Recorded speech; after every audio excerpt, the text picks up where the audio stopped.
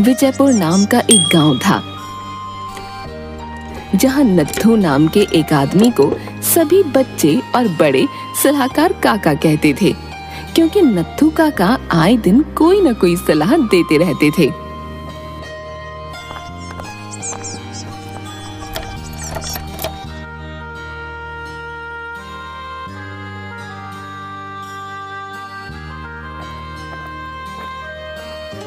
काका, आज क्या सलाह है?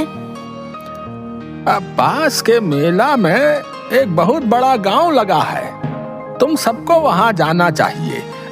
मेरा यकीन मानो, मजा आ जाएगा भैया, बता रहे। हाँ। सभी बच्चे जोरों से हंसने लगते हैं। फिर नत्थू काका अपने माथे को खुजाने लगते हैं और सोच में पड़ जाते हैं कि उन्होंने ऐसा क्या कह दिया। काका का मतलब है कि पास के गांव में एक बहुत बड़ा मेला लगा है और हम सब वहां जाएंगे तो हमें भी मजा आएगा। फिर बच्चों के साथ साथ नत्थू काका भी हंसने लगते हैं। हाँ चलो दोस्तों, हम मेले में चलते हैं, बहुत मजा आएगा। बंटी को भी साथ ले लेंगे। सभी बच्चे पास के गांव में मेला देखने चले जाते हैं। गांव के सरपंच शमशेर नत्थू काका के पास आते हैं। नत्थू काका, जरा हमें भी सलाह दे दीजिए। दरअसल उस पीपल के पेड़ के होने से सभी इस गांव में आने से डर रहे हैं। तो लोगों के पेड़ से डर काट दो ताकि डर के मन से भूत निकल जाए। हैं? माफ करना, मेरा मतलब है कि गांव से ये पेड़ ही काट दो ताकि लोगों के मन से भूत का डर निकल जाए। पर इस भूतिया पेड़ से तो सब बहुत डरते हैं, इसे काटेगा कौन भला? मैं काटूंगा। इस उम्र में आप पेड़ काटेंगे? कहीं आप मजाक तो नहीं कर रहे? तुम्हें पता नहीं है, लेकिन मुझ में अब भी बहुत ताकत है बच्चू। तो फिर चलिए। नत्थू काका शमशेर के पीछे पीछे बड़ी सी आरी लेकर चल देते हैं।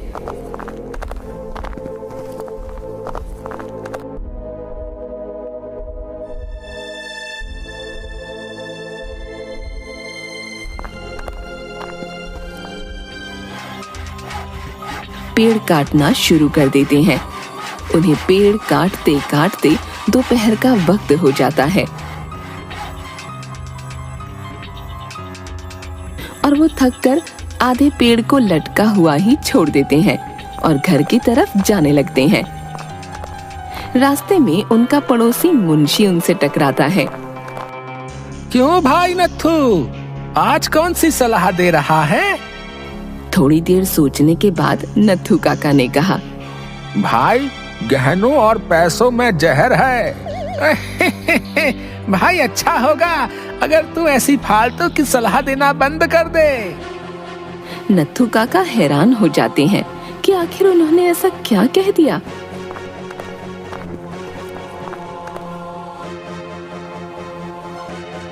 नत्थू काका ये बात जाकर आसपास के लोगों को बताने की कोशिश करते हैं। सभी गांव वाले उनका मजाक उड़ाने लगते हैं। लगता है नत्थू काका पागल हो गए हैं। जब देखो तब आधी अधूरी और अजीब सी सलाह देते रहते हैं। नत्थू काका अपने घर पहुंचते हैं।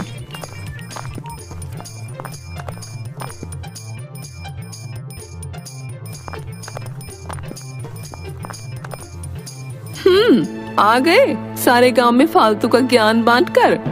अब तो हो गया होगा ना तुम्हारा जी हल्का। सारे दिन ये फर्जी काम करते रहते हो। कितनी बार कहा है कि 2 पैसों का जुगाड़ कर लो, पर नहीं, वो तो तुमसे होने से रहा।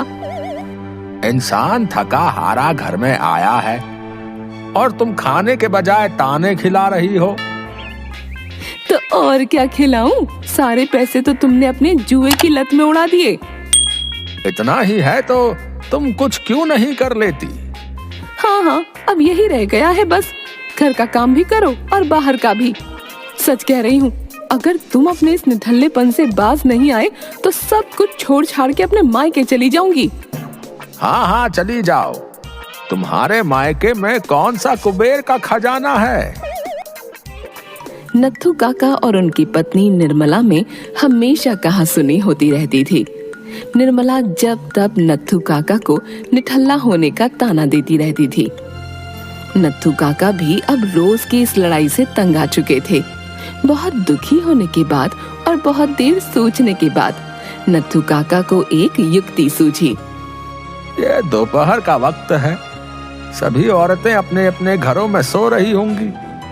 ये अच्छा मौका है, मुझे सभी के घरों से कीमती जेवरात और पैसे चुरा लेने चाहिए। नत्थू काका दोपहर के वक्त गांव के सभी घरों से गहने जेवरात चुरा कर ले आते हैं और आधे कटे पीपल के पेड़ के पास एक बड़ा सा गड्ढा खोदकर उसमें दबा देते हैं। यहाँ तो किसी को शक होने से रहा, कल सुबह सुबह इन्हें यहाँ से ले जाऊंगा। सबको तो लगता है कि यहाँ कोई भूत है, तो यहाँ कोई आने भी नहीं वाला। पता नहीं नत्थू काका के मन में क्या चल रहा था, पर उन्होंने वो सभी चीजें छुपा दी थीं।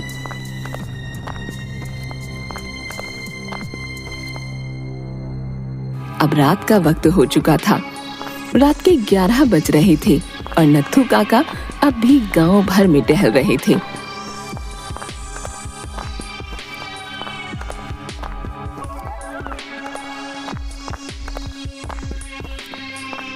क्यों, अब ये सलाहकार के साथ साथ तुम्हें चौकीदार भी बनना है क्या? मुझे नींद नहीं आ रही।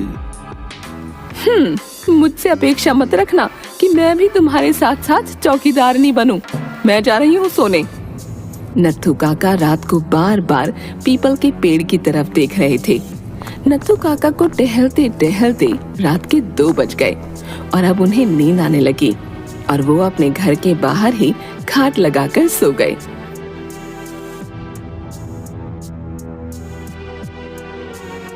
अगले दिन जब गांव में सबकी आंख खुली तो सभी का सिर भारी लग रहा था और सभी ने गौर किया कि उन सभी के घरों में चोरी हुई है।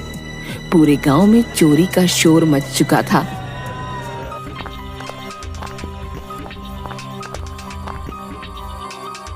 सुनो, उठो, मेरे गहने नहीं मिल रहे हैं। आसपास भी पूरे गांव में चोरी हो गई है। सभी गांव वाले घबरा जाते हैं। हो ना हो, ये सब इस नत्थू का ही काम है, क्योंकि कल दोपहर जब मैं इससे मिला था तो ये कुछ कह रहा था, गहने, जहर, पता नहीं क्या क्या। सब नत्थू काका के पास आते हैं और उन पर इल्जाम लगाने लगते हैं। अब मेरा यकीन करो, मैंने ऐसा कुछ नहीं किया। अच्छा, तो अब तुम चोरी भी करने लगे? कम से कम तुम तो मेरी बात मान लो। हाँ, जरूर इन्होंने ही चोरी की होगी, तभी तो गांव के बच्चों को बहला फुसलाकर पास के गांव भेज दिया था। तभी बच्चे वापस आते हैं और दौड़कर नत्थू काका के पास आते हैं। नत्थू काका, आपने हमें बेवकूफ बनाया। पास के गांव में तो कोई मेला नहीं लगा है। हमें खेलते खेलते शाम हो गई थी, इसलिए हम कल रात बंटी के घर पर ही रुक गए थे। देखा, इन्होंने छोटे छोटे बच्चों को बेवकूफ बनाया ताकि ये गांव में चोरी कर सकें। तो इसलिए तुम कल रात सोए नहीं? अच्छा, तो कल रात ही तुमने चोरी की है? अरे मैंने कोई चोरी नहीं की, मेरा विश्वास करो भाई। चलो इनके घर में देखते हैं। सभी गांव वाले नत्थू काका के घर में तलाशी लेने लगते हैं कि तभी बच्चों का ध्यान पीपल के पेड़ की तरफ जाता है, जो कि आधा गिर चुका था और 2 आदमी उसके नीचे दबे हुए थे। ये 2 आदमी? गांव वाले मिलकर उन्हें होश मिलाते हैं और उस वक्त शमशेर भी पुलिस को लेकर वहां आ जाता है। उन दोनों लड़कों के नाम कपटा और संपत थे। पुलिस? हाँ, क्योंकि ये दोनों संपत और कपटा हैं, चोर। कल रात सुधीर जी, जो कि पास के गांव के सरपंच हैं, उन्हें आते आते देर हो गई और उन्होंने मेरे यहाँ रुकने का निश्चय किया।